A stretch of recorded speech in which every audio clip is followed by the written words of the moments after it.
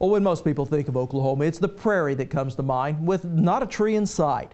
But when it comes to our terrain, our state is as diverse as any in the nation.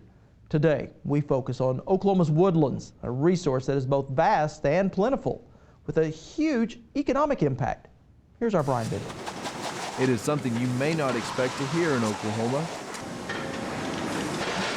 The sounds of saws and machinery cutting trees, but the timber industry plays a major part in the state economy. Timber ranks about 5th among all agriculture commodities in the state, which is a real surprise to most people. They think of Oklahoma wheat, cattle, oil, but timber is right up there in the top 5 on agriculture.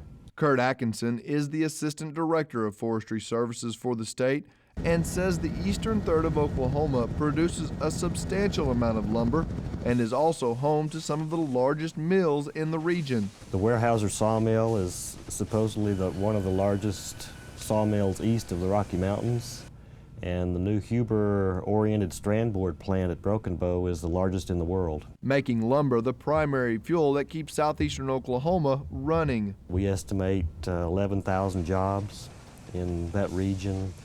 Annual payroll, the association's estimated over $320 million in that region. The value of shipments that those mills down there produce is over $1.8 billion, and that all comes back to Oklahoma. Wood can be used in a variety of ways, from houses to furniture and even art. But it's when wood is in its natural state as trees in the forest that it attracts tourists.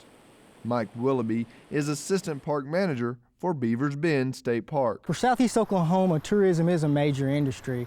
It's something that not only affects the people within the park system, but the outlying communities as well. A lot of our businesses derive income from the tourism industry. Located just outside of Broken Bow, Beavers Bend offers a variety of activities for visitors, from trout fishing to canoe rides, camping and hiking. Many can enjoy the natural beauty of the region, but it takes programs like the Evening Hole Restoration Project to keep this area looking beautiful. The basis of the project is to actually narrow the river in this area to increase the water flow so that it'll reduce the temperature in order to keep the trout alive. It's a beautiful place. The only thing that's going to keep it beautiful and around for years to come is our efforts to conserve the property and to actually do things like this, the restoration project, to bring things back to the way they once were. Providing a safe habitat for many different species of wildlife, something Frank Griffith State Park naturalist says is important for the animals, but also for the youth that come to visit the park.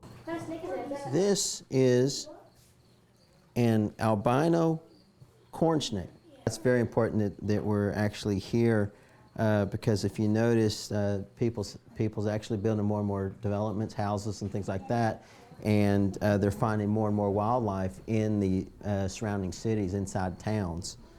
Griffith manages the rehabilitation center, caring for injured animals and releasing them back to the wild.